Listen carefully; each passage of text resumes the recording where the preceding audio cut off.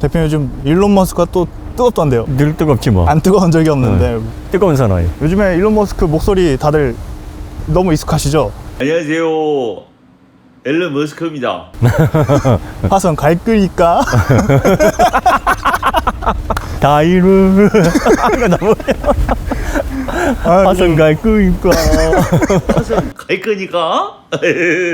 일론 머스크 한마디에 그 네. 코인이 뭐 도지코인뿐만이 아니라 그냥 막 전체가 비트코인, 예, 이더리움 막. 술렁술렁 되는데 잡혀가는 거 아니에요? 사기꾼 아닙니까 이거? 왜? 뭐 주식이나 코인이나 비슷하지 않나? 코인이 사기라고 얘기하기에는 이제 너무 코인은 통화로서의 기능을 하지 않나요? 코인을 나는 코인은 이제 투자를 해도 네, 유동 자산으로서 가치가 있다라고 보는 게 네, 사회적인 약속이 돼 있으면 가치는 형성되는 거예요. 네. 다이아몬드가 왜 비싸? 비싸기로 했으니까. 그게 뭐가 비싼데 그게? 근데 사람들이 그렇게 정한 거잖아. 그렇죠. 금덩이가 왜 비싸? 네. 시장이 너무 네. 한마디 그 트위터로 인해서 그냥 왔다 갔다 하니까. 야, 근데 나는 한편으로는 부러운 게 네. 인생 살면서 그렇게 한마디로 시장을 들었다 놨다 할 수 있는 그런 사람이 인류에 몇 명이나 되냐고. 미인이죠 미인 진짜. 물론 Great Power, Great Responsibility라고 큰 힘을 가지고 있으면 책임감 있게 해야 되지만 네네. 입장 바꿔서 내가 일론 머스크라고 하면 네. 이거 한마디 해볼까? 시장 어떻게 들썩고 난 그럴 것 같은데 손가락이 입이 근질근질하고 네. 막 손가락이 근질근질할 것 같아. 그걸 가지고서 사기꾼이다? 그 뭐 비난하고 그러는 게 그 한마디에 움직이는 코인판이 이상한 거지. 코인판이 이상하죠 확실히. 일론 머스크가 이상한 게 아니지. 일론 머스크는 늘 입으로 트위터에서 똥을 싸왔고 그 똥이 황금똥이 되고 있으니까 네. 어떤 때는 막 큰 돈을 벌어다 주기도 하고 어떤 때는 손실을 주기도 하고 그런 거예요. 일론 머스크를 사기꾼이라 그런다? 아이, 말도 안 되지. 그가 사기꾼이 아닌 건 이미 증명됐잖아요. 그리고 FSD도 그래. 뭐 언제까지 할래? 그 얘기야. 일하다 보면은 그게 지연될 수도 있고 안 될 수도 있는 거예요. 사기라는 건 한다 그랬는데 안 하는 거야. 네. 그리고 결과물도 안 보여주고 나중에 이거 어떻게 되는 겁니까 했더니 전화도 안 받아. 이러면 사기지. 네.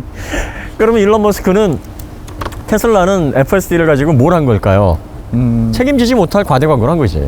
과대 광고. 마스터 플랜을 정확하게 짜고 소비자들에게 워딩을 잘해야 되는데 의욕이 너무 앞서가지고 이렇게 하겠다 저렇게 하겠다. 근데 그렇게 할 수밖에 없었던 게 네. 테슬라는 지금 실적으로 끌고 가는 회사가 아니니까 그쵸. 비전으로 끌고 가잖아요. 비전. 자꾸 비전을 보여줘야 돼. 우리가 비전. FSD 제일 먼저 할 거야. 그리고 카메라만으로 달성할 거야. 그러니까 소비자들이 그걸 기대하면서 계속 투자도 하고 테슬라의 가치도 올라가는 어떤 여러 가지 효과들을 거둬야 되니까 네. 계속 비전 제시를 하는 건데 그게 이제 안 되는 거죠. 그러니까 이제 테슬라를 간혹 가다가 이게 문제다 저게 문제다 하는 건 네. 어떤 분들이 그래. 일론 머스크보다 잘났어? 세상에 일론 머스크한테 누가 충고할 수 있을까? 일론 머스크에게 훈계를 들 수 있으면 내가 테슬라를 하지. 그렇죠. 그럼 그 사람이 해야지 왜 앉아가지고 방송하고 앉았어? 테슬라의 정책, 테슬라가 앞으로 나아가는 방향성, 그 다음에 위험성, 네. 투자자들이 그걸 잘 캐치하라 이거예요. 네네. 테슬라처럼 잘났으면 그리고 캐치 안 해도 되고 몇 번 실패해도 돼. 자본이 있는데. 나는 돈이 많으니까 상관없는데 여러분은 조심하셔야 해. 그런데 한정적인 자본을 가지고 투자를 해서 뭐 단기적으로 이득을 보려고 하는 그런 일반 사람들은 투자를 하는 거 순간순간이 중요하거든. 그쵸. 그러니까 그런 사람들 들으라고 하는 건데 간혹 가다가 번지수를 잘못 찾아가지고 네가 일론보다 똑똑해? 일론보다 똑똑한 사람? 죽은 스티브 잡스 외에 몇 명이나 될까? 그쵸. 빌 게이츠도 아마 함부로 충고 못 할 거예요. 맞아요. 네. 그래서 사실 네네. 일론 머스크는 대단한 사람인 게 네. 그 배터리 관련해서도 파운치를 안 쓰고 원통형을 썼잖아요. 네. 그러니까 배터리가 생산할 때 원가가 굉장히 중요하다. 그리고 생산을 잘 캐파를 늘려서 공급을 원활하게 할 수 있는 규격이 무조건 중요하다. 이게 뭐 파우치가 에너지 덴시티가 높고 뭐 어쩌고 저쩌고 다 필요 없다. 그냥 효율적이고 빨리 소비자들에게 손에 쥐어주는 배터리원이 최고다 이렇게 얘기를 하는 거예요. 그래서 작년부터 LFP 배터리, 리튬 인산철 배터리를 계속 얘기를 하는 거예요. 네. 난 이걸 듣고서 역시 자동차 시장을 지배하는 선구자, 파이오니아는 정말 대단하구나. 시장을 보는 눈이 정말 탁월하구나. 그러고 나서 폭스바겐이 이번에 파워데이 발표하면서 네. 각종 배터리, LFP 네, 배터리로 가겠대. 네. 폭스바겐도 감 잡은 거야, 이제. 아. 감 잡은 거야. 그래서 야, 이렇게 되면은 테슬라와 폭스바겐 양자 구도로 가는 거 아니야? 라고 얘기를 했단 말이에요. 네. 그런데 현대기아가 딱 치고 나와가지고 네. 우리가 그 셋 중에 하나가 될 거야 라고 했단 말이에요. 사실 근데 이건 좀 국뽕이 들어간 거지. 왜냐하면 현대기아가 앞으로 정책을 펼치는 거 보면 네. 내재화라든지 네. 그다음에 배터리 대중화를 위한 현실적인 방안들이나 이런 것들이 좀 없어요. 그쵸. 그러니까 단순히 경쟁력 있는 모델을 많이 쏟아내서 테슬라와 경쟁하고 폭스바겐 경쟁하고 내연 자동차에서 성공적인 이관 뭐 이런 정책이란 말이에요. 그런데 문제는 자, 지금 배터리가 네. 리튬이온이 이길까 전고체가 이길까 어떻게 생각해? 전고체 아직 실체가 없는 거 아니에요? 다들 그렇게 생각을 하는데 이제 전고체 나오면 새 시장이 어떻게 된다고 생각을 해요? 전고체가 이긴다. 왜? 이렇게 생각하겠죠. 기술은? 더 좋은 기술이. 그러니까 기술은 좋은 게 나오면은 나쁜 기술은 다 고사되고 사장된다고 생각을 해. 네. 그래 난 반대로 생각한단 말이야. 리튬이온도 아닐 수 있고 전고체도 아닐 수 있어. 의외로 배터리는 리튬 인산 처리 전기차의 대중화를 끌어들이는 실현하는 가장 주요한 배터리 가능성이 있단 말이에요. 그 인산철 싸구려 아니에요? 그렇게 생각을 하거든. 그러니까 K 배터리나 토요타에서는 생각도 안 해. 관심도 안 두고 있잖아요. 자, 그런데 봐봐. 네. 리튬 인산철은 뭐가 장점이냐면 히토류가 안 들어가요. 자, 리튬, 철, 인, 산소. 산소. 기호가 Li. 네. 이게 리튬이에요. 그렇죠. Fe, 철. 네. 그다음에 P, 인. 네. 그다음에 O, 포. 산소.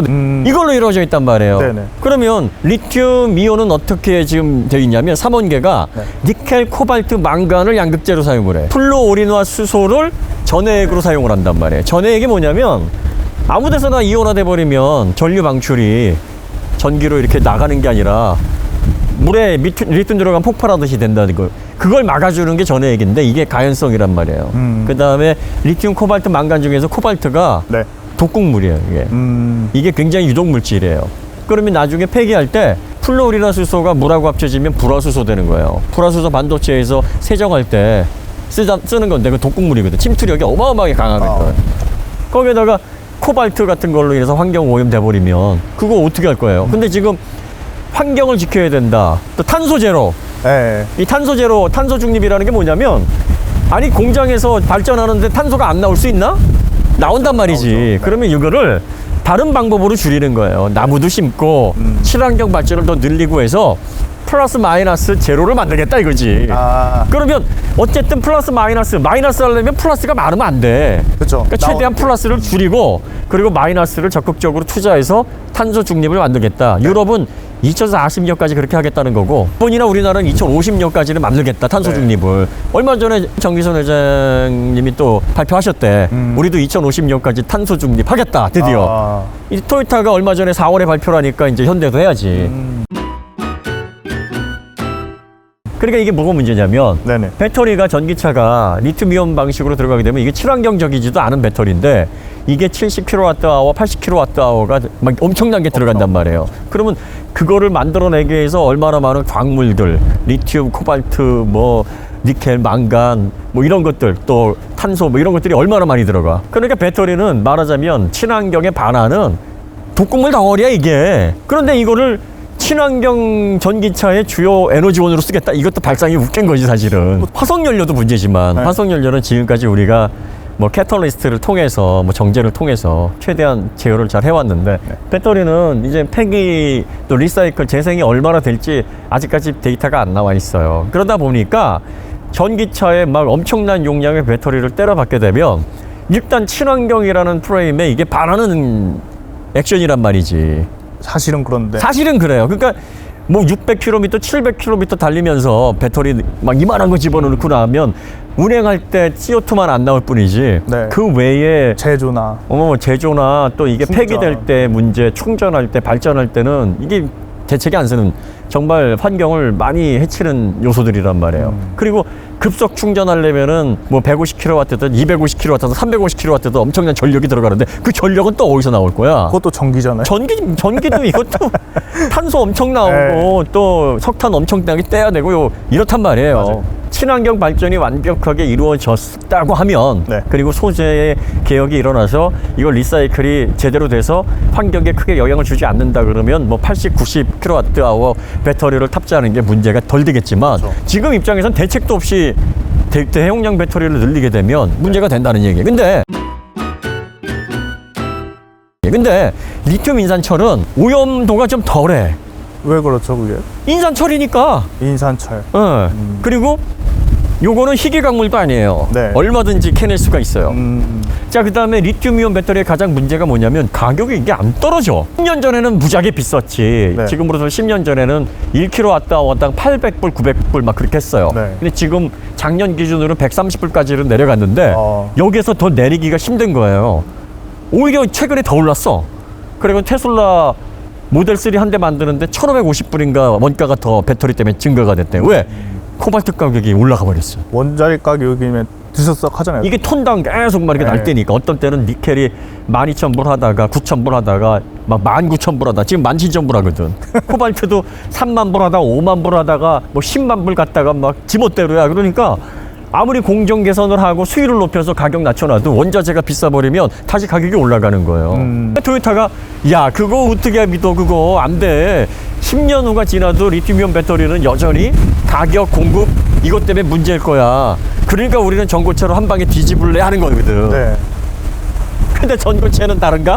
전고체도 전고체 배터리는 뭐 들어가죠? 전고체도 똑같아요. 양극재는 비슷하게 들어가요. 그다음에 리튬, 동일한 리튬 계열이고 네. 플로리나 수소 이 액체 전해질을 고체 전해질로 바꾸겠다는 거예요. 지구상에 무슨 물질이 가장 활성화가 잘 될까 그걸 찾고 있는 거예요 지금. 그러면 그것도 찾아가지고 대중화시키면 어느 세월에 가격이 떨어지나. 그쵸. 리튬이온도 지금 130불 수준으로 떨어뜨리는데도 40년 걸렸단 말이에요. 어느 세월에. 자 그런데 리튬 인산철은 1kWh당 지금 80불밖에 안 해요. 그러니까 내연 자동차의 경쟁력을 뚫고 이제 버는 대로 만들어 파는 대로 돈이 된다라고 하는 그 2030년도에 리튬 이온이 달성하고자 하는 목표 네. 이미 달성이 돼 있어요. 아, 얼마든지 뭐 원자재 안정적으로 공급이 가능하니까 그쵸. 만들어서 판매하는데 문제가 없어요. 그 다음에 이게 불이 안 나. 안쪽에 셀이 망가지면 네. 내부 셀만 망가지지 외부 쪽으로 화재가 번지질 않아요. 구조 자체가 그래.